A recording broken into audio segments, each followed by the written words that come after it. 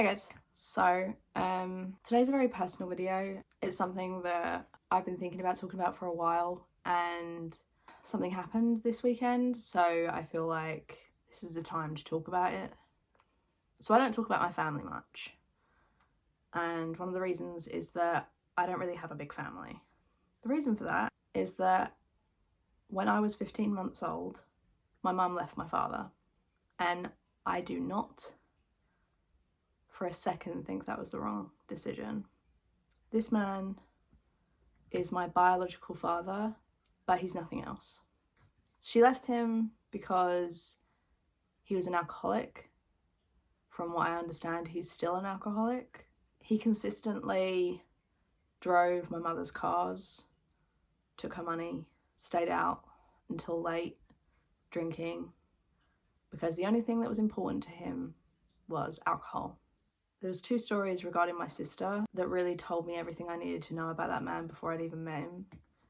The first is that when my sister was about 2 years old, so before I was born, she asked her dad if he would bring her a packet of sweets home. He promised he would. She stayed up until late at night when my mum kept telling her, "You need to go to bed." She said to my mum that my daddy promised me he'd bring me home a packet of sweets. He didn't come home until early hours of the morning, and he came home drunk. And he'd completely forgotten about his daughter, and the only time she'd ever asked for anything from him. The second was when he literally put my sister's life in danger. He was babysitting me and my sister. I can't remember if this is the exact moment my mum left him. It's not something we like to talk about. He was drunk at home looking after us, and he was swinging a hammer around in the presence of me and my sister. Just one slip of that hammer could have killed one of us. So understandably, probably just from these 2 stories, you can understand why this person is not in my life. But he has tried to be, but not for me and my sister. When I was about 15, my sister was working as a nanny at someone's home. She was a live-in nanny, and I was living with my mum. It was about 7:30, 8 o'clock at night, and someone knocked at the door. I opened the door and saw what looked like a 65 to 70-year-old man standing there. And he asked if my mum was there. So his first name, last name there. Yeah, I'll just get her.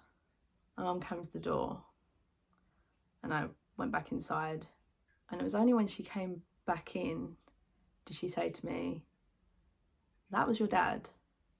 I was in shock. I'd only ever seen one picture of my biological father. Unfortunately, he looks very similar to Ted Bundy.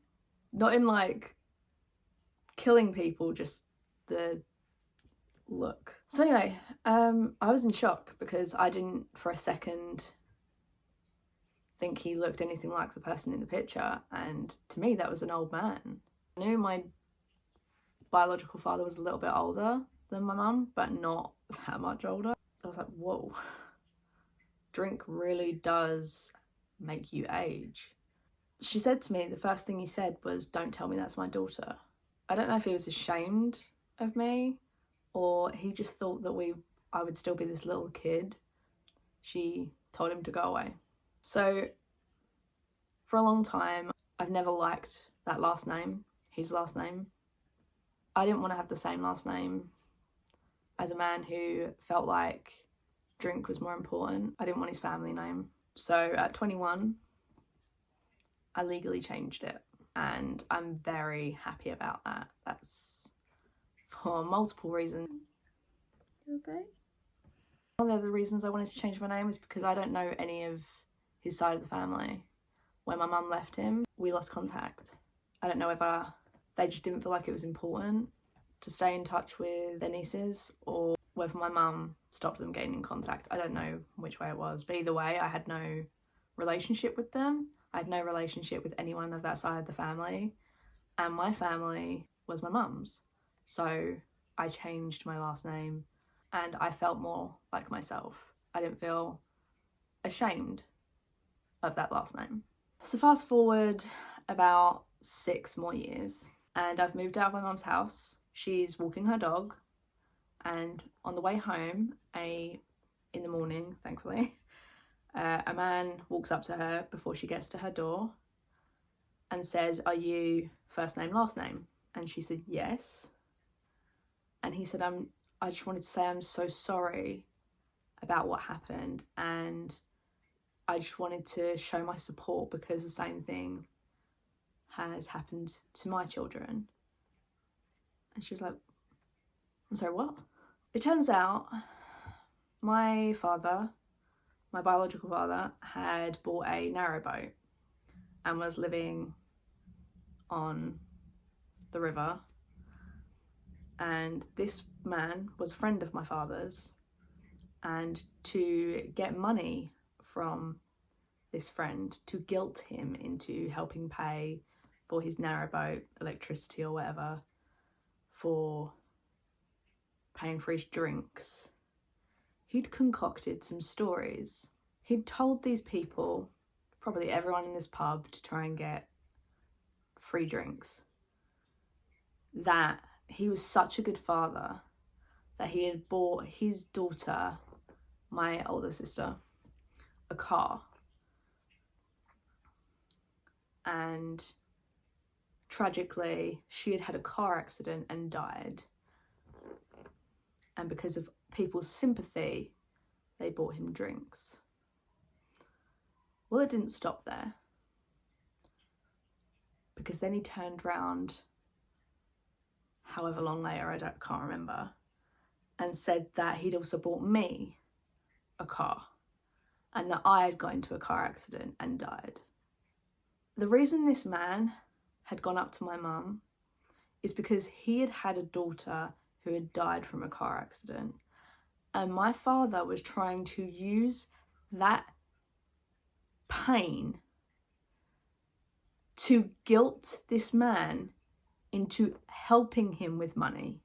I don't know what sort of disgusting person you have to be to use the pain of someone's child dying when you can't even be bothered to get sober so that your daughters would have any contact with you. How dare you try to use something that firstly was not even fucking true. He had never paid a single child payment, let alone bought either of us cars. I bought my own car, and so did my sister. She borrowed a couple of £1,000s from my family, but we both bought our own cars. So then, can't remember if it was late last year or early this year, his current girlfriend got in contact with my sister and said that, "You don't know me, but I'm your dad's girlfriend and he really wants to meet up with you and your sister and have a relationship with you guys, etc, etc." That man is not entitled to know me or my sister. He's a stranger. It's been 30 plus years. I'm 32, my sister is 35. He doesn't get to think he can just walk back into our lives and have a relationship with us. The first thing he should be doing, as I mentioned, is getting sober, because clearly he has a problem with drink. Probably one of the reasons why I have an issue with drink.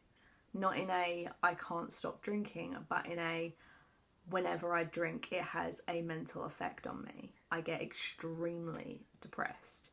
My brain chemistry, it doesn't work with drink. I try to limit as much as possible. I like a drink every now and then, don't get me wrong, but I have to be very careful. My sister told me about it so that I could make the decision whether I wanted to speak to him, and I said no. My sister at the very least had 3 years relationship with him. I was only 15 months old. I don't remember him at all. The only interactions I remember, he was at our door late at night and these people appearing in our life because he clearly wants something. I know it sounds harsh. I just don't for a second think that these people are coming into our life because he genuinely wants a relationship with his daughters. If he really cared that much, he would be doing something to better his life every single day until he could have a relationship with us. But he doesn't, because it's not important to him. And that's okay, because he's not important to us. My sister politely said neither of us are interested. Said that she did try to find me and contact me directly, but she couldn't find me. And my sister said, yeah, that's because my sister changed her last name. And she had the gall to ask what I changed my last name to. Sorry, don't get to find out who I am 30 years later. You don't get to try and accost me in a message and try and guilt me into speaking to my biological father. It's not your job. It's not your decision. And thankfully, my sister had the forethought to say, it's not for me to tell you what her last name is. So that's one of the other reasons I'm very grateful that I changed my last name, because now he has no way to ever contact me. And I live not even in the same county as I used to, so there is no way for him to ever find me. So the reason, like I said, that I'm making this video today is because we had another person get in contact this weekend. Last night, my mum had a woman knock on her door. She was around early 50s, and she said that this random woman had said that she is the girlfriend of my father. My father was in the car and he really wanted to see his daughters. Even from in the car, my mum could tell that he was at the very least tipsy. That he continues to cross this boundary and try to contact us when he feels that he should be in our life really pisses me off. He's not entitled to know me or my sister. He's not entitled to our time. He's not entitled to our money. He's not entitled to our life. If someone who's an addict wants to be in your life, especially someone who's a parent and wants to be in their child's life, they should be making the effort. It is not the child's responsibility to get them sober.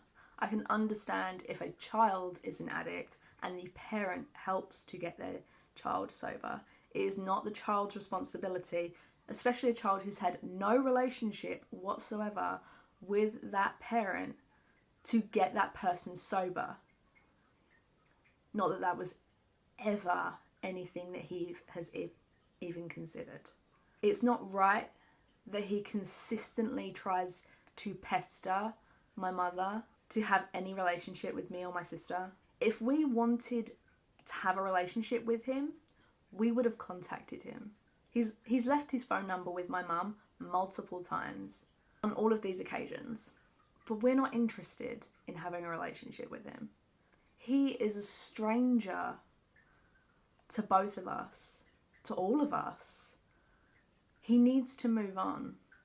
And if he gets better, if he were to get sober, I would consider it, but I definitely wouldn't be jumping at the chance to contact him. I'm making this video because I think sometimes you need to talk about these kind of things, these big pieces of your life. Firstly, so hopefully you guys can understand me better. And if you don't agree with my decision, you're welcome to comment below, and I will have a conversation with you guys and explain further as to why I personally don't want this person in my life. I think every single person has the right to decide who gets to be in their life and who doesn't.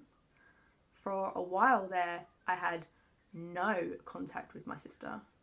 I had no contact with my mum, because at that time they were toxic to my life. So I made the decision to remove them from my life until we had a better relationship. And now we do. Now I'm not looked at as a bank account that can be taken advantage of. I'm looked at as a person, and that's really important to me. I may talk about that in more depth later down the line, but I think this is enough of one heavy topic to deal with right now. I hope you guys enjoyed this video. If you did, you're welcome to give it a like and subscribe if you feel like it. I want to do one of these kind of more personal videos every now and then to talk about some of the things in my life that I think are worth discussing. This is almost like therapy. Sort of talk through and get off my chest and get off my shoulders. I appreciate you guys listening, and I hope you have a good day, and I will see you guys in the next video. Bye.